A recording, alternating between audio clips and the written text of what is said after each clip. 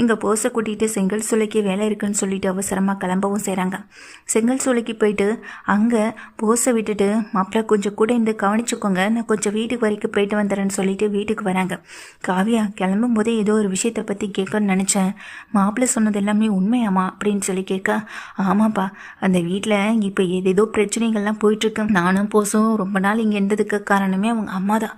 நிச்சயமாக போஸை அவங்க அம்மா கூட பேச விடக்கூடாதுன்னு தான் நினச்சிட்ருக்கேன். ஆனால் மொத்தமாக ஒரே நேரத்தில் எல்லாத்தையும் கட் பண்ண முடியாதுல்ல. அந்த வீட்டுக்கு நான் வாழ போனதுக்கு காரணமே என்னன்றது உங்களுக்கு நல்லா தெரியும்னு சொல்லும்போது, நிச்சயமாம்மா இந்த விஷயத்த நடந்ததை எதையுமே என்னால் மறக்கவும் முடியாது, மன்னிக்கவும் முடியாது அப்படின்னு சொல்லிட்டு அவங்க அப்பா சொல்லவும் செய்கிறாங்க. அப்பா அந்த வீட்டுக்கு போக வேண்டிய நேரம் இப்போ வந்துடுச்சுன்னு எனக்கு தோணுதுன்னு காவியா சொல்ல, என்னம்மா காவியா இத்தனை நாள் நீ மாப்பிள்ளைய தனியாக அப்படின்னு சொல்லும்போதும், அப்பா அவர் அங்கே வர வேண்டாம், அவர் வந்தால் எல்லாமே எங்கள் பிரச்சனையாக போகும். அப்பா நான் மட்டுமே தனியாக போகிறேன்னு சொல்ல, இல்லைம்மா உனக்கு அங்கே வேறு எதுவும், எனக்கு என்னப்பா பிரச்சனை வரப்போகுது, எனக்கு எந்த பிரச்சனையும் வராமல் நான் பார்த்துக்கிறேன். அதே நேரத்தில் இவரை நீங்கள் சமாளிக்கணும், இவருக்கு நீங்கள் வெளியூருக்கு வேலை கொடுத்து அனுப்பி வைக்கணும் அப்படின்னு சொல்ல, அதை நான் பார்த்துக்கிறேம்மா, அதை பற்றி நீ கவலைப்படாதன்னு சொல்கிறாங்க. சரிப்பா அப்போ நான் கிளம்புறேன்னு காவியா வீட்லேருந்து கிளம்புறாங்க.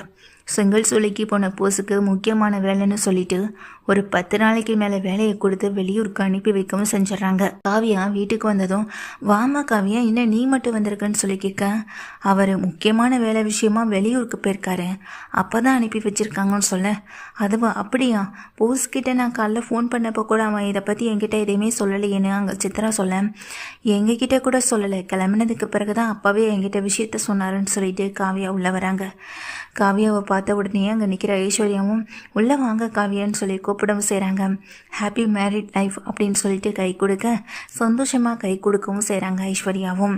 ஆமாம் இந்த வீட்டில் குழந்தை காணாமல் போச்சுன்னு சொல்லி கேள்விப்பட்டனே அப்படின்னு சொல்லும்போதும், அதை ஏமா கேட்குற, அது பெரிய கதை அப்படின்னு சொல்லிட்டு எங்கள் காவியா கிட்ட ஈஸ்வரி சொல்ல, அதை உடனே அங்கே நின்றுக்கிட்டு இருக்க மோகனாவும் ஹாஸ்பிட்டலுக்கு தாம்மா தூக்கிட்டு போன இடத்துல ஒரு வயசான லேடி கடத்திட்டு போயிருக்காங்க.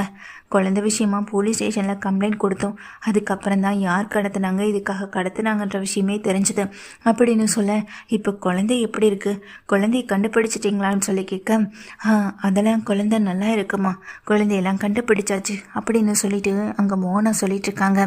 நானும் தமிழ்ச்செல்வி தான் பார்க்கணும்னு நினச்சேன்னு சொல்லும்போது, தமிழ்ச்செல்வி கிட்ட 2 குழந்தையையும் கொடுத்தாச்சு அப்படின்னு சொல்லி அங்கே மோகனா சொல்ல, ஆல்ரெடி அவங்க கிட்ட ஒரு குழந்தை இருந்தது தானே அப்படின்னு அங்கே காவியா கேட்க, ஆமாம் அப்படின்னு அங்கே மோகனா சொல்கிறாங்க. இல்லை அப்படின்னு சொல்லிட்டு மலர் உடனே காவியா கிட்ட பேச வராங்க. காவியா மலர்கிட்ட இங்கே சொல்கிற விஷயமே, குழந்தைங்க இங்கே தமிழ்கிட்ட தான் இருக்கணும், தமிழ் தான் வந்துட்டு 2 குழந்தையும் தாங்கிட்ட வாழணும்னு ஆசைப்பட்டுட்டு இருக்கான். அப்படி இருக்கும்போது ஒரு தாய்கிட்டேருந்து குழந்தைய பிரிக்கிறது ரொம்ப பெரிய தவறு தானேன்னு சொல்ல, நிச்சயமாக கண்டிப்பாக அந்த தவிர நம்ம என்றைக்குமே பண்ணக்கூடாதுன்னு இங்கே காவியா ஈஸ்வரியை பார்த்துக்கிட்டே சொல்கிறாங்க. ஈஸ்வரியோ சரி வாமா காவியா உள்ளே போகலான்னு உள்ளே கூட்டிகிட்டு போகவும் செய்கிறாங்க. இதுக்கிடையில் சேது தன் குழந்தைய கூட தூக்க விடாமல் அந்த தமிழ்ச்செல்வி கூட்டிகிட்டு போனதை நினச்சி வருத்தப்பட்டு உட்காந்துருக்காங்க. இங்கே சேது குழந்தை தான் கையில் இல்லை, ஆனால் அந்த குழந்தையை தூக்கன்னு நினைக்கும் போது இப்போ என் கையிலேயே இல்லை, என் பக்கத்தில் இல்லைன்னு வருத்தப்பட்டு இருக்க, மோகனை பக்கத்தில் வந்து காஃபி குடிங்க அப்படின்னு சொல்லிட்டு காஃபியை கொடுக்குறாங்க. இல்லை சின்னம்மா எனக்கு வேணாம் அப்படின்னு சொல்ல, சேது முதல்ல காஃபியை குடியா அப்படின்னு சொல்லி கொடுக்க, வாங்கி வச்சுட்டு பக்கத்தில் வச்சுட்டு உட்காந்துருக்காங்க. இங்கே சேதுவும் மனசே சரியில்லை அப்படின்ற மாதிரி இங்கே சேது சொல்ல, அப்போ அங்கே ராஜாங்கமும் வராங்க. நீ முதல்ல கொஞ்சம் போயிட்டு வாயா, நடேசான்னு கூப்பிட, இதோ வந்துட்டேப்பான்னு ஓடி வராங்க. முதல்ல சேதுவை கூட்டிகிட்டு கொஞ்சம் வெளியே போயிட்டு வா, அவன் மனசு வருத்தப்பட்டு ரொம்ப கஷ்டத்தோடு இருக்கான், பாவம் அவன் அப்படின்னு சொல்ல, சரின்னு சொல்லிட்டு இங்கே என்ன பண்ணுறாங்க, நடேசன் வந்து சேதுவை கூட்டிகிட்டு வெளியே கிளம்பவும் செய்கிறாங்க. கருப்பு வண்டி எடுக்கிறதுக்காக போக நாவல் அப்படின்னு சொல்லிட்டு கருப்பு விலகிக்கவும் செய்கிறாங்க. ஏன்னா கருப்புவுக்கு சேதுவுடைய நடவடிக்கைகள் எதுவுமே பிடிக்கல, அதனால் அதுலேருந்து விலகிக்கிறேன்னு சொல்லிட்டு அமைதியாக விலகிக்கவும் செய்கிறாங்க. இந்த நேரத்தில் உள்ளே வந்த காவியாவோ ஐஸ்வர்யா கிட்ட, உங்கள் மேரேஜுக்கு எங்களால் வர முடியலை, தப்பாக எதுவும் நினச்சிக்க வேண்டாம்னு சொல்ல, பரவாயில்ல அப்படின்னு சொல்லிட்டு ஐஸ்வர்யா சொல்லிட்டு இருக்காங்க. சேது மாமா இப்போ உங்ககிட்ட நல்லா பேசுகிறாரா, நல்லா பழகுறாரான்னு சொல்லிட்டு கேட்க, எதுவுமே பேசாமல் ஐஸ்வர்யா இருக்க, இருக்கேன். அதை வச்சு கண்டுபிடிச்சிட்ட காவியாவும் எப்படி இருந்தாலும் அவருக்கு கொஞ்சம் சிரமம் தானே, என்ன இருந்தாலும் தமிழ்ச்செல்வி அவங்கள வந்துட்டு மறக்க முடியாதுல்ல. தமிழ்ச்செல்விக்காக அவர் பண்ண விஷயம் கொஞ்சம் நெஞ்சம் இல்லைன்னு சொல்லி தமிழை பற்றி மட்டுமே காவியா பேசிக்கிட்டு இருக்கேன். உடனே அங்கே இருக்க அந்த ஈஸ்வரி காவியா கிட்ட வந்து, என்ன நீ அந்த தமிழை பற்றியே பேசிக்கிட்டு இருக்க, தமிழ்ச்செல்வியால் இந்த குடும்பத்தில் நடந்த விஷயம்லாம் மறந்து போச்சா உனக்கு அப்படின்னு சொல்லி கேட்கவும் செய்கிறாங்க. எதையுமே நான் மறக்காததுனால தான் நானும் இங்கே திரும்பி வந்திருக்கேன்னு சொல்லும்போது, நீ என்ன பேசுகிறனே எங்களுக்கு எதுவுமே புரிய மாட்டேங்குது காவியா அப்படின்னு சித்ரா சொல்ல, போக போக உங்களுக்கு விஷயம் புரியுன்னு சொல்லிட்டு அந்த இடத்த விட்டு போக, அம்மா என்னம்மா இவ ஏதோ வித்தியாசமாக பேசிட்டு போகிறாளேன்னு சொல்ல, ஏய் அதை விடுடி, இன்னைக்கு எப்படியாவது நம்ம சேது கூட நம்ம ஐஸ்வர்யாவை சேர்த்து வச்சணும். இங்கே பாரு ஐஸ்வர்யா, நீ என்ன பண்ணுவே ஏது பண்ணுவே தெரியாது, ஆனால் இன்றைக்கி முழுக்க சேதி இந்த ரூமில் தான் இருக்கணும். அந்த சாவுத்திரிக்கிட்டையும் தாமரைக்கிட்டையும் நாம் ஏதாவது ஒன்று பண்ணணும். இன்றைக்கி எதுவுமே நடக்கலைன்னு தெரிஞ்சதும் அவளுங்க சந்தோஷப்பட்டா ஒரு அலப்பறை இருக்கே தாங்கவே முடியலை. இன்றைக்கி ஒரு நாள் மட்டும் சேது உள்ளே என்ன நடக்குதோ நடக்கலையோ அதை பற்றி கவலையே இல்லை. ஆனால் இன்றைக்கி ஒரு நைட் இங்கே ரூம்குள்ளே இருந்தே ஆகணும். அப்போ தான் அவளுங்க முகத்தில் என்னால் கரிய பூச முடியும் அப்படின்னு சொல்ல, நீங்கள் கவலைப்படாதீங்க ஆண்டி, நான் பார்த்துக்கிறேன்னு அங்கே அவரும் அந்த ஐஸ்வர்யாவும் சொல்லிடுறாங்க. அதே போல் சேது வந்துட்டு ரொம்ப கவலையோட ட்ரிங்க்ஸ் பண்ணிட்டு உள்ளே வரதுனால மயங்கி அவர் அங்கேயே தூங்கவும் செஞ்சிடறாரு. அன்னைக்கு முழுக்க உள்ளே சேது மயக்கத்திலே தான் இருக்கார். ஆனால் காலையிலையும் சாவுத்திரையும் தாமரையும் பார்க்கும்போது உள்ளேருந்து வெளியே வர ஐஷும் தனக்கும் அம்மாவுக்கும் எல்லாம் முடிஞ்ச மாதிரி ஒரு ரியாக்ஷனை கொடுக்க, என்னம்மா இது அப்படின்னு அங்கே சித்ரா பார்க்குறாங்க. தாமரை வந்துட்டு பார்க்குறாங்க. அந்த தன்னுடைய அம்மா சாவுத்திரிக்கிட்ட சொல்கிறாங்க. சாவுத்திரியோ, ஏய் அதெல்லாம் ஒன்றும் இல்லடி, சேர்த்து நைட்டு முழுக்க எங்கள் தண்ணி அடித்தான், நான் தான் பார்த்துக்கிட்டு இருந்தேனே, அவன் தான் லேசாக அடித்தாலே மாட்டே இடுவானே, இவளுங்க நம்மளை வெறுப்பேற்றுறதுக்காக இதெல்லாம் பண்ணிகிட்ருக்காங்கடி, இதெல்லாம் நம்பி ஏமாந்துடாத அப்படின்னு சொல்லிட்டு தாமரை அந்த இடத்த விட்டு போகவும் செஞ்சிடறாங்க. ஆனால் ஈஸ்வரியும் சித்ராவும் ஒரு விஷயத்தில் உறுதியாகவும் தெளிவாகவும் முடிவாக இருக்க ஒரே விஷயம், எப்படியாவது சேதுவுக்கும் ஐஸ்வர்யாவுக்கும் ஒரு நல்ல விஷயம் நடந்து அது மூலமாக இந்த வீட்டுக்கு ஒரு குழந்தை வந்துடுச்சுன்னா அதுக்கப்புறம் இந்த வீட்டுக்கு தமிழ்ச்செல்வியோட குழந்தைங்களை பற்றி பேச்சே வராது. அதுக்கு தான் நம்ம ஏதாவது பண்ணி ஆகணும் அப்படின்ற ஒரு முடிவோடு தான் அந்த ஈஸ்வரி இருக்காங்க. அப்போ அந்த நேரத்தில் காவியா வராங்க. வெளில வந்த காவியா ஐஸ்வர்யாவை பார்க்குறாங்க. என்ன ஐஷு, ஏன் இவ்வளோ டல்லாக இருக்கீங்க அப்படின்னு சொல்லி கேட்க, ஒன்றும் இல்லைங்க அப்படின்னு சொல்லிட்டு இருக்காங்க. அப்போது ஈஸ்வரி சித்ரா 2 பேருமே ஃபோன் பண்ணானாமா, அவனுக்கு ஃபோன் பண்ணிகிட்டே இருக்கோம், ஆனால் ஃபோன் போக மாட்டுதுன்னு சொல்ல, அவர் ஃபோனை அவசரத்தில் வீட்லேயே வச்சுட்டு போயிட்டார் போல், நாட்ரீச்சபிளே கிடைக்க. நானும் கால் பண்ணி பார்த்தேன், அப்பா கிட்டே கேட்டதுக்கு அப்புறம் தான் விஷயமே தெரிஞ்சுது. அப்பா ஃபோன் பண்ணி பேசினாராம், அங்கே இருக்க ஆஃபீஸில் ஃபோன் பண்ணி கேட்டு அவர்கிட்ட பேசும்போது தான் விஷயமே தெரிஞ்சுதா. அதனால் நீங்கள் கவலைப்பட வேணாம் ஆண்டி, அவர் நல்லா தான் இருக்கார் அப்படின்னு காவியா சொல்கிறாங்க. இதை கேட்டதுக்கு பிறகு, சரிம்மா போசு வேலை விஷயமா தானே போயிருக்கான், அவன் பார்த்துட்டு வரட்டும் அப்படின்னு அங்கே காவியாவோட அந்த ஈஸ்வரியும் சொல்லிட்டு இருக்காங்க. அந்த நேரத்தில் இங்கே ஐஸ்வர்யாவும் காவியாவை பார்க்க, என்ன ஐஷு ஏதாவது பிரச்சனையா, எதுவாக இருந்தாலும் என்கிட்ட சொல்லு அப்படின்னு சொல்ல, அதில் ஒன்றும் இல்லை அப்படின்னு சொல்லிட்டு அந்த இடத்த விட்டு போகவும் செய்கிறாங்க. நிச்சயமாக நான் வந்த வேலையை முடிக்காமல் போக மாட்டேன், உங்கள் 3 பேருக்கும் சரியான தண்டனை வாங்கி கொடுக்காம நான் விடவும் மாட்டேன் அப்படின்னு நினச்சிட்டு இங்கே காவியாவும் இருக்காங்க. காவியாவுக்கு ஒரு விஷயம் மட்டும் நல்லா புரியுது, நடந்த கல்யாணத்தில் ஏதோ ஒரு தில்லுமுள்ளு இருக்குது. இவங்க எல்லாரும் கூடி தின்னு தனியாக பேசுகிறத பார்க்கும்போது ஏதோ ஒரு பெரிய விஷயத்த மறைக்கிறாங்கன்னு மட்டும் தெரியுது. இப்போ என்ன பண்ணலாம், போஸ் மூலமாக இந்த விஷயத்தை வெளியே வர வைக்கணும். போஸ்கிட்ட இவங்க பேசினாலே நிச்சயமாக என்ன விஷயம்னு தெரிஞ்சிடும். போஸ் வேறு ஃபோனை வீட்டில் வச்சுட்டு போயிட்டாரே, அங்கே இருக்க ஆஃபீஸ் மூலமாக அப்படின்னு சொல்லி யோசிக்கிறாங்க. அதனால் அப்பா கிட்ட அந்த ஆஃபீஸ் நம்பரை வாங்குறாங்க. நம்பரை வாங்கிட்டு போஸ்க்கு கால் பண்ணுறாங்க. போஸும் கால் அட்டன் பண்ண, அங்கே இருக்க ஒருத்தர் உங்களுக்கு ஃபோன் கொடுப்பாரு, அது மூலமாக நீங்கள் உங்கள் அம்மா கிட்ட பேசலாம். உங்கள் அம்மாவும் அக்காவும் உங்ககிட்ட பேச முடியாமல் ரொம்ப தவிச்சு போயிருக்காங்க, கால் பண்ணி பேசுங்கன்னு சொல்ல, சரி ஐஸ்வர்யான்னு சொல்லிட்டு அங்கே மேனேஜர் கொடுக்குற ஒரு ஃபோன்லேருந்து எங்கள் அம்மாவுக்கு கால் பண்ணுறாங்க. சொல்லுங்கம்மா, இப்போ தான் காவியா எனக்கு கால் பண்ணா, நீங்கள் என்கிட்ட பேசாமல் ரொம்ப கவலையாக இருக்கிறதா சொன்னா, சொல்லுங்கம்மான்னு சொல்லிட்டு கேட்க, டேய் போசு, உங்ககிட்ட இந்த விஷயத்த சொல்ல முடியாமல் என் தலையும் இங்கே சித்ரா தலையும் வெடிச்சிரும் போலே இருக்க, அதான் உனக்கு உடனே நான் கால் பண்ணேன்னு சொல்ல, என்ன விஷயம்னு சொல்லி கேட்குறாங்க. நாம் நினச்சது போல் தமிழ் இந்த வீட்டை விட்டு போயிட்டா, நாம் நினச்சது போல் தமிழ்ச்சியில் இந்த வீட்டை விட்டு வெளியே அனுப்பினோம், அடுத்து இந்த குழந்தைங்களும் இப்போ வீட்டை விட்டு வெளியே போயிடுச்சு. இனிமேல் நாம் நினச்சதாண்டா இந்த வீட்டில் நடக்க போகுது. நீயும் மாமனார் வீட்டோட செட்டில் ஆகிட்ட. ஆனால் இந்த வீட்டில் இருக்க ஆட்சி அதிகாரம் எல்லாமே நம்ம கைக்கு வரணும். அதுக்காக ஐஸ்வர்யாவை கல்யாணம் பண்ணி வச்சாச்சுன்னு சொல்ல, எங்கே கல்யாணத்தை பண்ணோம், கல்யாணம் தான் ஆகவே இல்லைன்னு பக்கத்தில் சித்திரா சொல்கிறாங்க. அதே கேட்டதும் இங்கே எல்லாமே வந்துட்டு ஃபோனை வந்துட்டு கனெக்ட் பண்ணி வச்சு கேட்டுக்கிட்டு இருப்பாங்க. இங்கே தூரமானன்னு அங்கே காவியா ஹெட்ஃபோன் மூலமாக கேட்டுக்கிட்டு இருக்கிறதுனால அவள் பாட்டு கேட்டுக்கிட்டு இருக்கான்னு நினச்சிட்டு இங்கே ஈஸ்வரி சித்திரா 2 பேருமே பேசவும் செய்கிறாங்க. என்னம்மா சொல்கிறேன்னு அங்கே நின்றுக்கிட்டு இருக்கேன். அந்த போஸ் வந்துட்டு கேட்குறாங்க ஃபோனில். அப்போ தான் சித்திரா சொல்கிறாங்க, இங்கே குடும்பம் அப்படின்னு ஃபோனை பிடுங்க. ஆமாண்டா, கடைசி நேரத்தில் அந்த கிளவி வந்து கல்யாணத்தை நிறுத்தணும்னு குழந்தைங்க கையுமா வந்து நிற்கவும் செஞ்சுட்டு எல்லாரும் அந்த அதிர்ச்சியில் எல்லாரும் கிளம்பலான்னு பார்த்தாங்க. அந்த சமயத்தில் சேது கழுத்தில் தாலியை கொண்டு வந்து வச்சான். ஆனால் கட்டவே இல்லை. நான் தான் பின்னாடி வச்சு அந்த தாலியை கட்டி விடவும் செஞ்சேன். நடந்த சம்பவத்தில் சேதுவும் அதை பற்றி யோசிக்கலை, மற்றவங்களுக்கும் அந்த யோசனை வரவும் இல்லை. கல்யாணமும் முடிஞ்ச மாதிரி நடந்து போச்சு. சொல்லப்போனால் சேதுவுக்கும் ஐஸ்வர்யாவுக்கும் கல்யாணமே ஆகலை, ஆனால் கல்யாணத்தை பண்ணி வச்சாச்சு அப்படின்னு சொல்கிறாங்க. இதை கேட்ட உடனே போஸ் சிரிக்கவும் செய்கிறாங்க. பரவாயில்லையம்மா, உன்னை மாதிரி ஐடியா பண்ண வேறு யாராலையும் முடியாது. ஆனால் இதெல்லாம் ரொம்ப தப்பு இல்லையான்னு சொல்லும்போது, என்னடா போஸு வர வர நீயும் காவியா மாதிரி பேச ஆரம்பிச்சிட்டேன்னு சொல்ல, காவியா ரொம்ப நல்ல பொண்ணுமா, காவியா மாதிரி ஒரு ஒய்ஃப் கிடைக்க நான் கொடுத்து வச்சுருக்கணும்.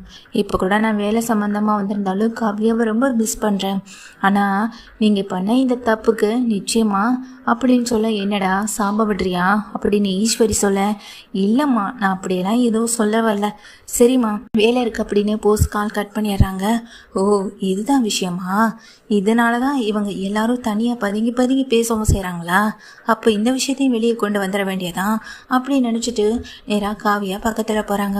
என்ன ஆண்டி, ஏதோ முக்கியமான விஷயமா போஸ்கிட்ட பேசிகிட்டு இருந்த மாதிரி இருந்துச்சு அப்படின்னு சொல்ல, இல்லைம்மா நாங்கள் என்னம்மா விஷயத்த பேச போகிறோம்னு சொல்லிட்டு அந்த இடத்த விட்டு நகர்ந்து போகிறாங்க. அங்கே சித்ராவும் ஈஸ்வரியும், இங்கே காவியாக்கு ஏதாவது சந்தேகம் வந்திருக்குமான்னு சித்ரா ஈஸ்வரி கிட்ட சொல்ல, அப்படியே வந்தாலும் என்னடி பண்ண முடியும், வாடி போகலான்னு ஈஸ்வரி கூட்டிகிட்டு போயிடுறாங்க. ஆனால் காவியா இந்த வீட்டுக்கு வந்ததுக்கு முதல் காரணமே அது வேறு விஷயமா தான். இப்போது அதுக்கான வேலையை தான் ஆரம்பிக்கவும் செய்கிறாங்க. மோகனாகிட்ட போகிறாங்க. ஆண்டி உங்ககிட்ட ஒரு விஷயத்தை பற்றி கேட்கணும்னு சொல்ல, சொல்லுமா அப்படின்னு சொல்லிட்டு கேட்டுட்ருக்காங்க. இந்த வீட்டுக்கு நீங்கள் ராஜோக மாமாவை எப்போ மேரேஜ் பண்ணிட்டு வந்தீங்கன்னு சொல்ல, சரி சின்ன குழந்தையா இருந்தபோது, இப்போ ஏன் அதையெல்லாம் கேட்குற அப்படின்னு கிச்சனில் நின்றுக்கிட்டே மோகனா சொல்ல, தெரிஞ்சுக்கணும் தான் ஆண்டி, வீட்டில் ரொம்ப போர் அடிக்குது, மலரும் வேற வீட்டில் இல்லை, ஏதோ கிளாஸுக்கு வெளியே போயிட்டாங்க, அதனால் தான் ஆண்டி அப்படின்னு சொல்ல, சின்ன வயசுலேயே சேது இருக்கும்போது அவங்க அம்மா மீனாட்சி இறந்துட்டாங்க. அவங்க இறந்ததுக்கு பிறகு சேதுவை பார்த்துக்கிறதுக்காக தான் என்னை கல்யாணம் பண்ணார் எங்கள் ராஜாங்கமும். அதுக்கு பிறகு நாங்களும் சந்தோஷமாக தான் வாழ்ந்தோம். என்னை எந்த இடத்துலையும் அவர் விட்டு கொடுத்ததில்ல. அவர் மூத்த மனைவியுடைய பசங்க மேலேயும் நான் அன்பவும் அக்கறையாகவும் தான் இருந்தேன் அப்படின்னு சொல்ல, அத்தை தான் என்னை பார்த்து கல்யாணம் பண்ணி வைக்கவும் செஞ்சாங்க அப்படின்னு சொல்லிட்டு இருக்கவும் செய்கிறாங்க. அப்புறையே சேது மாமா உங்களை இப்போ வரைக்கும் சின்னமானே கூப்பிட்டுருக்காங்கன்னு சொல்ல, அவங்களுக்கு விருப்பப்பட்ட மாதிரி கூப்பிடுறாங்க, இதில் எந்த தவறும் இல்லையம்மா அப்படின்னு சொல்லும்போதும் இதை கேட்டுட்டு எங்கள் ஐஸ்வர்யா அந்த காவியா எதுவுமே பேசாமல் இருக்க, காவியை கேட்குறாங்க, மீனாட்சி அம்மா எப்படி இறந்தாங்கன்னு தெரியுமான்னு சொல்லி கேட்க, ஏதோ விபத்தில் இறந்ததா சொன்னாங்க, மற்றபடி எனக்கு எதுவுமே தெரியாது, தமிழ்ச்செல்விக்கான விபத்து மாதிரி தான். அங்கே சேது அவங்க அம்மா வயிற்றில் இருக்கும்போது ஒரு விபத்தில் ஆக்சிடெண்ட் ஆகிருக்கு, அதில் அவங்க இறந்துட்டாங்க, சேது மட்டும் பிழைச்சிட்டான். சின்ன வயசாக இருந்ததுனால சேதுவை பார்த்துக்க முடியல, அதுக்கப்புறம் நான் தான் சேதுவை கைக்குள்ளே வச்சு பார்த்துக்கவும் செஞ்சேன் அப்படின்னு சொல்ல, ஆனால் அவன் என்கிட்ட இருந்ததை விட அவங்க அப்பா கிட்ட தான் அதிகமாக ஒட்டிக்குப்பான். அவன் சின்ன வயசுலேருந்து அம்மாவை அதிகம் பார்த்ததில்ல, ஃபோட்டோவில் மட்டுமே தான் அவன் பார்த்துருக்கான் அப்படின்னு சொல்லிட்டு இங்கே சொல்லவும் செய்கிறாங்க மோகனா. இதை கேட்ட உடனேயே அங்கே காவியா கண்ணெல்லாம் கலங்கவும் செய்து, அப்போ தமிழ்ச்செல்விக்கு நடந்த ஆக்சிடெண்ட் மாதிரி தான் இங்கே நம்ம மீனாட்சி அம்மாவுக்கு நடந்ததான்னு சொல்லி கேட்க, ஆமாம் அப்படின்னு சொல்லிட்டு அவங்க பால் எடுத்துக்கிட்டு மேலே ராஜாங்கத்துக்கு கொடுக்க போக, அப்போது நம்ம சந்தேகப்பட்டது எல்லாமே சரிதான். தமிழ்ச்செல்வியை இங்கே கொலை பண்ண முயற்சி பண்ணதும் ஈஸ்வரி தான், இங்கே சேதுவுடைய அம்மாவை கொலை பண்ணதும் இந்த ஈஸ்வரி தான். அப்போ ஈஸ்வரியுடைய பிளான் முழுக்க இந்த ஒட்டுமொத்த சொத்தையும் தானும் தான் பையனோட தான் பொண்ணும் அனுபவிக்கணும், அதுதான் இவங்களுடைய விருப்பமும் கூட. அதனால தான் இப்படி நடந்துக்கிட்டாங்களான்னு ஒரு கோபத்தோட இங்கே அந்த ஐஸ்வர்யா வந்துட்டு இருக்கவும் செய்கிறாங்க. ஐஸ்வர்யாவுக்கு இருக்கிற யோசனை முழுக்கவே அதுவாக மட்டும்தான் இருக்குது. என்னென்னா எப்படியாச்சும் இந்த விஷயத்தை வீட்டில் இருக்கவங்களுக்கு தெரியப்படுத்தணும். அதுக்கு என்ன பண்ணலாம்னு நினச்சி யோசிக்கிறாங்க இங்கே காவியாவும். இந்த காவியாவுக்கு யோசனை முழுக்க அதுவா மட்டும்தான் இருக்குது. என்ன பண்ணுறதுன்னு தெரியலை. அப்போ இந்த ஈஸ்வரி எவ்வளோ கொடூரமான பொம்பளைன்னு எல்லார்கிட்டையும் காட்டி ஆகணும் அப்படின்னு நினச்சிட்டு இருக்காங்க இங்கே காவியா என்ன பண்ணுறாங்க, மேனேஜர் அதாவது வெளியூரில் இருக்க இந்த போஸை வந்துட்டு மேனேஜர் தனக்கு தெரிஞ்ச ஆஃபீஸில் தானே அவங்க வந்துட்டு வேலைன்னு சொல்லி அனுப்பி வச்சுருக்காங்க அந்த லாட்ஜில். அப்போது அந்த மேனேஜருடைய ஆட்கள் மூலமாக தான் அப்பா அனுப்பிவிட்ட ஆட்கள் மூலமாக அவங்கள கட்டி வைக்கவும் செய்ய ஒரு வீடியோ கால் வருது. அதில் தான் பையன் கட்டியிருக்க உண்மையை நீயே எல்லாம் முன்னாடி போய் ஒத்துக்கணும், அப்படி இல்லைன்னா உன் பையனை சங்கில் கழுத்தில் இங்கே கத்தியை வச்சு மிரட்டி இங்கே உண்மையை சொல்லி வற்புறுத்தவும் செய்கிறாங்க. ஈஸ்வரி பதட்டப்படுறாங்க, பயப்படுறாங்க. தான் பையனுக்கு எதுவுமே ஆயிடக்கூடாதுன்ற ஒரு எண்ணம் அவங்களுக்குள்ளே ஓடவும் செய்யுது. இப்போ என்ன பண்ணுறது, ஈஸ்வரி உண்மையை ஒத்துக்கிட்டா இந்த வீட்டை விட்டு வெளியே போகணும், உண்மையை ஒத்துக்கலைன்னா தான் பையன் இங்கே உயிரோடு இல்லாமல் போகணும். எது நடக்கும் என்ன நடக்குமோன்னு பயந்து போய் இருக்காங்க ஈஸ்வரி. என்னாச்சுமா அப்படின்னு சொல்லி கேட்குறாங்க சித்ராவும். ஒன்றும் இல்லடின்னு சொல்லிட்டு இங்கே கீழே வர ஈஸ்வரி எல்லாரும் முன்னாடியும் வந்து நிற்கிறாங்க. என்ன ஈஸ்வரி, எல்லாருக்கிட்டையும் ஏதோ முக்கியமான விஷயம் பேசணும்னு சொன்னேன், இப்போ எதுவுமே பேசாமல் அமைதியாக வந்து நின்றுட்டுருக்குன்னு சொல்ல. இல்லை அக்கா அது வந்து அப்படின்னு சொல்லும்போது, என்ன ஈஸ்வரி எதுவாக இருந்தாலும் எல்லார்கிட்டையும் உண்மையை சொல்லு அப்படின்னு திரும்ப கேட்குறாங்க. ஈஸ்வரி தயங்கி அழுகவும் செய்ய என் பையனை யாரோ கடத்தி வச்சுருக்காங்க, இப்போ அவன் எங்கே இருக்கான் என்னன்னு கூட தெரியல. காவியாவுடைய அப்பா தான் வேலை விஷயமா வெளியூருக்கு அனுப்பி வச்சாரு, ஆனால் என் பையனை கடத்தி வச்சு இப்போ என்கிட்ட பணத்தை கேட்டு மிரட்டிகிட்டு இருக்காங்கன்னு ஒரு பொய்யை சொல்லிடுறாங்க ஈஸ்வரி உண்மையை சொல்லாமல். இதை கேட்ட உடனே காவியாவுக்கு கொஞ்சம் அதிர்ச்சி ஆகுது. இப்படிப்பட்ட ஒரு பொம்பளையை நான் வாழ்க்கையில் பார்த்ததே கிடையாது. தான் பையனுடைய உயிர் போனாலும் பரவாயில்ல, ஆனால் இந்த வீட்டில் உண்மையை சொல்ல மாட்டேன்றதுல உறுதியாக இருக்க இங்கே ஈஸ்வரிய ஏதாச்சும் ஒன்று பண்ணணும் அப்படின்னு நினைக்கிறாங்க எங்கள் காவியா இப்படிப்பட்ட ஒரு அம்மாவை நான் உலகத்தில் பார்த்ததே இல்லை. தான் பையனுக்கு என்ன ஆனாலும் பரவாயில்ல, ஆனால் தான் மட்டும் இந்த விஷயத்துலேயும் மாட்டிக்க கூடாதுன்னு உறுதியாக இருக்க ஈஸ்வரியா அப்படியே வீடியோ கால் மூலமாக எல்லாரும் அந்த கட்டி வைக்கப்பட்டிருக்க போஸ்க்கு வந்துட்டு மேனேஜர் மூலமாக காட்டவும் செய்கிறாங்க. அங்கே ஈஸ்வரி சொல்கிற அத்தனை விஷயத்தையும் போஸ் வந்து கேட்டுக்கிட்டே இருக்காங்க. ஆமாம், என் பையனை யாரும் கடத்தி வச்சுருக்காங்க, அவனுக்கு ஏதாச்சும் ஆகிடுமோன்னு எனக்கு ரொம்ப பயமாக இருக்குது, அவனை எப்படியாவது காப்பாற்றுங்க மாமா அப்படின்னு சொல்லி இதை தான் சொல்லி அழுகிறாங்களே தவிர்த்து மற்றபடி இங்கே எவ்வளோ பணம் கேட்குறாங்க என்ன ஏது நாங்கள் ராஜாங்க சொல்ல 50 லட்ச ரூபா கேட்குறாங்க மாமா. 50 லட்சம் பணத்தை கொடுத்தா என் பையனை விட்டுருவாங்க, போலீஸ் அப்படி இப்படின்னு போகாமல் என் பையனை எப்படியாவது காப்பாற்றுங்க மாமா, பணத்தை கொடுத்து காப்பாற்றுங்க மாமா அப்படின்னு சொல்லி அழுகிறாங்க. அது மூலமாக தனக்கு 50 லட்சம் கையில் பணம் கிடைக்கும்ல, அதுக்காக தான் இந்த ட்ராமாவே ஈஸ்வரி போடுறாங்க. அதெல்லாம் அப்படியே பார்த்து போஸ் வந்துட்டு தான் அம்மா எப்படிப்பட்ட ஆளுன்னு கண்டுபிடிக்கவும் செஞ்சிடறாங்க. இப்போவாது தெரிஞ்சுக்கிட்டியா உன் அம்மா எப்படிப்பட்ட ஆளுன்னு சொல்லிட்டு கேட்குறாங்க. அப்போ தான் போஸுக்கு தெரியுது, அப்போது என்னை கடத்த சொன்னது யாரு, அங்கே இந்த வீடியோ எடுத்து அனுப்புறது யாருன்னு போஸு கேட்க காவியா உடனே ஃபோனை வாங்கி தனியாக போய் பேசவும் செய்கிறாங்க. ஹலோ போஸ், நான் தான் பேசுகிறேன், நடந்த விஷயம் என்ன ஏதுன்னு உங்ககிட்ட தெளிவாக சொல்கிறேன் அப்படின்னு சொல்லிட்டு எல்லாத்தையும் சொல்ல இதை கேட்ட போஸோ அதர்ந்து போகிறாங்க. போஸ் இதுக்கு மேலே ஒரு நிமிஷம் கூட அந்த வெளியூரில் தாமதிக்காமல் உடனே கிளம்பி இங்கே வீட்டுக்கு ஈவினிங்குள்ளே வரவு செய்கிறாங்க. என்ன உன் பையனுக்கு 50 லட்சம் பணத்தை கேட்டு அரேஞ்ச் பண்ணி அந்த பையில் வந்துட்டு பணத்தை வச்சு இங்கே ஈஸ்வரி கையில் ஒப்படைக்கும் போது கரெக்டாக வந்து போஸ் நிற்க, இன்னும் இவன் கரெக்டாக இந்த பணம் கொடுக்குற நேரத்துக்கு வந்துட்டானேன்னு போஸ் அதிர்ச்சியோட இங்கே ஈஸ்வரி பார்க்க நேராக போஸை ஓடி போய் கட்டி பிடிச்சி அழுகவும் செய்கிறாங்க, நடிக்கவும் செய்கிறாங்க. இங்கே கீழே பிடிச்சி தான் அம்மாவையும் அக்காவையும் தள்ளி விட்டுட்டு வர பவுஸு, அம்மா பெரியப்பா அப்படின்னு சொல்லிட்டு பக்கத்தில் வராங்க.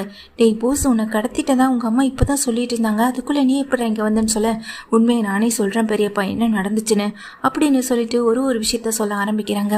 ஏதாவது ஃபஸ்ட்டு சேதுவுடைய கல்யாண விஷயம், சேதுவுக்கும் இங்கே நடந்த கல்யாணத்துக்கும் சம்மந்தமே இல்லை, அப்படி ஒரு கல்யாணமே நடக்கலை. இன்னொரு விஷயம், இன்னொரு அதிர்ச்சி உங்களுக்கு நான் சொல்லவா அப்படின்னு சொல்லிட்டு அங்கே போஸ் சொல்கிறாங்க. தமிழ்ச்செல்வி வீட்டை விட்டு போகிறதுக்கு காரணம் இங்கே இதோ நின்றுட்டு இருக்காளே தான் ஐஸ்வர்யா தான் தமிழ்ச்செல்வி குரலில் பேசினது, தமிழ் வீட்டை விட்டு போனதுக்கு காரணம் எல்லாமே. அதுக்கான ஆடியோ ரெக்கார்டு என்கிட்ட இருக்குன்னு அம்மா தாங்கிட்ட பேசினதுக்கான ஆடியோ ரெக்கார்ட்லேருந்து எல்லாத்தையும் வீட்டில் இருக்க எல்லாரும் முன்னாடியும் போட்டு காட்டவும் செய்கிறாங்க போஸ். அதை பார்த்து அதை கேட்டு அத்தனை பேர் அதிர்ச்சியில் நிற்க, மூணாவதாக இன்னொரு விஷயமும் சொல்லவா, தமிழ்ச்செல்விக்கு ஆக்சிடென்ட் நடந்ததே, அந்த ஆக்சிடென்ட் வந்துட்டு பண்ண சொன்னதே இதோ இந்த ஈஸ்வரி தான். அவள் குழந்தைகளும் வயிற்றில் இருந்தபடியே சாகணும், அதுதான் இந்த ஈஸ்வரியுடைய பிளான். அதுக்காக தான் அந்த ஆக்சிடெண்ட்டை பண்ண சொன்னது. இதுக்கு முன்னாடி பெரியம்மா எப்படி இறந்தாங்களோ அதே மாதிரியான ஒரு ஆக்சிடெண்ட், அதில் பெரியம்மா இறந்துட்டாங்க, ஆனால் இதில் தமிழும் குழந்தைங்களும் தப்பிச்சிட்டாங்க.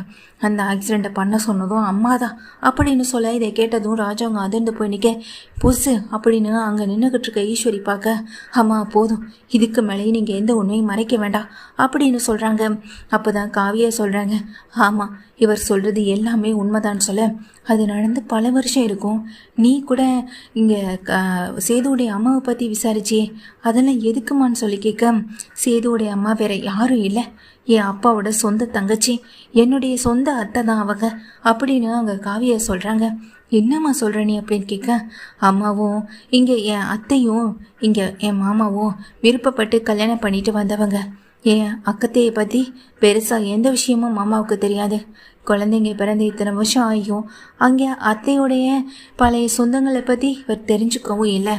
என் அப்பாவுடைய ஃபோட்டோன்னு எல்லாத்தையுமே எடுத்து காட்டுறாங்க எங்கள் காவியா. அதை பார்த்தா ராஜா அங்கே உடஞ்சி போய் நிற்க என் அத்தை இறந்தது சாதாரண இறப்பு இல்லைன்னு எனக்கு நல்லா தெரியும், நிச்சயமாக தெரியும். அவங்க இறந்ததுக்கு பிறகு எங்களுக்கு கிடைச்ச ஒரே செய்தி அவங்க மரணத்தில் ஒரு சந்தேகம் இருக்குது. உங்கள் மேலே இருக்க கோவத்தில் தான் அப்பா உங்கள் மேலே கம்ப்ளைண்ட் கொடுக்கணும்னு முயற்சி எடுத்தார். ஆனால் ஆதாரபூர்வமாக எதுவுமே நிரூபிக்கப்படலை. அதுக்காக மட்டுமே தான் வெயிட் பண்ண எங்களுக்கு கிடைச்ச ஒரே விஷயம் இது சாதாரண திட்டமிட்டு நடந்தது விஷயம் இல்லை. அது திட்டமிட்டு நடத்தப்பட்ட ஒரு விஷயம். அதையும் பண்ணது அந்த ஈஸ்வரி தான்ற விஷயம் தெரிஞ்சு போச்சு. அதை நிரூபிக்கிறதுக்காக தான் நான் இந்த வீட்டுக்கு வந்தேன் அப்படின்னு சொல்கிறாங்க. இல்லை இவங்க சொல்கிறது எல்லாமே போய் இதுவே உண்மை கிடையாதுன்னு ஈஸ்வரி கதறாங்க அழுகிறாங்க. ஆனால் அங்கே இருக்க காவியா ஆதாரத்தோடு நிரூபிக்கிறாங்க. பல வருஷத்துக்கு முன்னாடி இந்த ஆக்சிடெண்ட்டை பண்ண சொன்னது யாருன்னு எல்லாத்தையுமே ஆதாரத்தோட தப்பா மூலமாக கொண்டு வந்து நிரூபிக்கவும் செய்கிறாங்க. இதை கேட்டதும் அந்த குடும்பத்தில் இருக்க ஒட்டுமொத்த பேரும் உடஞ்சி போய் நிற்கிறது மட்டும் இல்லாமல் அழுகவும் செய்கிறாங்க. ஈஸ்வரி நீயா இதெல்லாம் பண்ண, சொத்துக்காகவும் பணத்துக்காகவும் இப்படி ஒரு விஷயத்த நீயா பண்ண அப்படின்னு சொல்லி கேட்க இந்த ஒட்டுமொத்த சொத்து இந்த பேப்பரில் இருக்க எடுத்துக்கோ, ஆனால் உன்னால் என் மனைவியோட உயிரை திருப்பி கொடுக்க முடியுமான்னு சொல்லி கேட்க ஈஸ்வரி கதறி போய் நிற்கிறாங்க. உன்னை என் அம்மான்னு சொல்லிக்கவே அசிங்கமாக இருக்குன்னு போஸ் ஒரு பக்கம் கதறாங்க திட்டுறாங்க. இன்னொரு பக்கம் சேதுவும் அந்த ஈஸ்வரியை கண்ணா பின்னான்னு திட்டுறாங்க. அந்த நேரத்தில் தான் இங்கே ஈஸ்வரி மேலே வேகமாக மாடிக்கு போய் அங்கே இருக்க ஒரு பாய்சனை எடுத்து வாயில் போட்டு சாப்பிடவும் செஞ்சிடறாங்க. அதுலேயே அவங்க மயங்கி வாயில் நுர வந்து கீழே விழுகவும் செய்ய இங்கே ஹாஸ்பிட்டலில் கொண்டு போயிட்டு அட்மிட் பண்ணவும் செய்கிறாங்க. ஆனால் அட்மிட் பண்ணி தீவிர சிகிச்சை அவங்களுக்கு கொடுக்கப்பட்டு இருக்கு. ஆனால் செஞ்ச தப்புக்கு தண்டனை உடனே கிடைக்கிற இந்த தண்டனை கிடையாது, படிப்படியாக கிடைக்கிற தண்டனை தான் அவங்களுக்கு கிடைச்ச மாதிரியே இருக்கும். அவங்க நிச்சயமாக அந்த விஷயத்துலேருந்து வெளியே வரணும்னு வீட்டில் இருக்க எல்லாரும் வேண்டுறாங்க. போலீஸு கேஸு ஸ்டேஷனு மொத்தமாக அவளை உள்ள தள்ளணும் அப்படின்ற ஒரு எதிர்பார்ப்போட வீட்டில் இருக்க அத்தனை பேரும் காத்துக்கிட்டு இருக்காங்க. ஈஸ்வரியை ஜெயிலுக்கு அனுப்பணும். போலீஸுமே வெளியே வந்து வெயிட் பண்ணிட்டு தான் இருக்காங்க. எங்கள் ஈஸ்வரியை கைது பண்ணிட்டு போகிறதுக்கு ரெடியாக இருக்கா. தான் சொந்த அத்தை பொண்ணு தான் காவியா அப்படின்னு தெரிஞ்சு இங்கே சந்தோஷப்படுறாங்க சேதுவும். அதே நேரத்தில் சேது தமிழ்ச்செல்வியை விட்டு பிரிஞ்சதையும் தப்பே பண்ணாத தமிழ்ச்செல்விக்கு தண்டனை கொடுத்ததை நினச்சும் வருத்தப்படுறாங்க. கடைசி நிமிஷத்தில் தமிழ் குழந்தைங்கன்னு யாருமே ஊரில் இல்லை, எல்லாருமே இங்கே வெளியூர் போயிட்டாங்க படிப்புக்காக. இதெல்லாம் தெரிஞ்ச சேது மனசு வருத்தப்பட்டு நிற்கவும் செய்ய சேதுக்கிட்ட இங்கே காவியா சொல்கிற ஒரே விஷயம் இத்தனை விஷயங்களை நான் கண்டுபிடிச்சேன், ஆனால் ஒரே ஒரு விஷயத்தை என்னால் தடுத்து நிறுத்த முடியலை, தமிழ்ச்செல்வியையும் குழந்தைங்களையும் தான். அவங்க நிச்சயமாக அவங்க கூட சேர்ந்து வாழுவாங்களான்னு கேட்டால் எனக்கு அது சந்தேகமாக மட்டும்தான் இருக்குது. ஒரு பொண்ணு எத்தனை தடவை ஒரு தவறை மன்னிச்சு தான் புருஷனை ஏற்றுப்பான்னு தெரியல. போசி திருந்தினதுனால ஒரே தப்போட அவனை மன்னிச்சு நான் ஏற்றுக்கிட்டேன். திரும்ப தப்பு பண்ணால் அவனை தூக்கி போட்டு போகக்கூட என்னால் முடியும். அந்த முடிவை தமிழ்ச்செல்வி எடுத்திருக்கான். அதை நினச்சி உண்மையிலேயே நான் பெருமைப்படுறேன்னு காவியா சொல்லிட்டு போகிறாங்க. இதை நினச்சிட்டு இங்கே ரொம்ப கவலைப்பட்டு நிற்கவும் செய்கிறாங்க. எங்கள் சேதுவும் தன் வாழ்க்கையில் எவ்வளோ பெரிய தப்பு பண்ணிட்டோன்னு அப்போ தான் உணர்ந்து நிற்கவும் செய்கிறாங்க.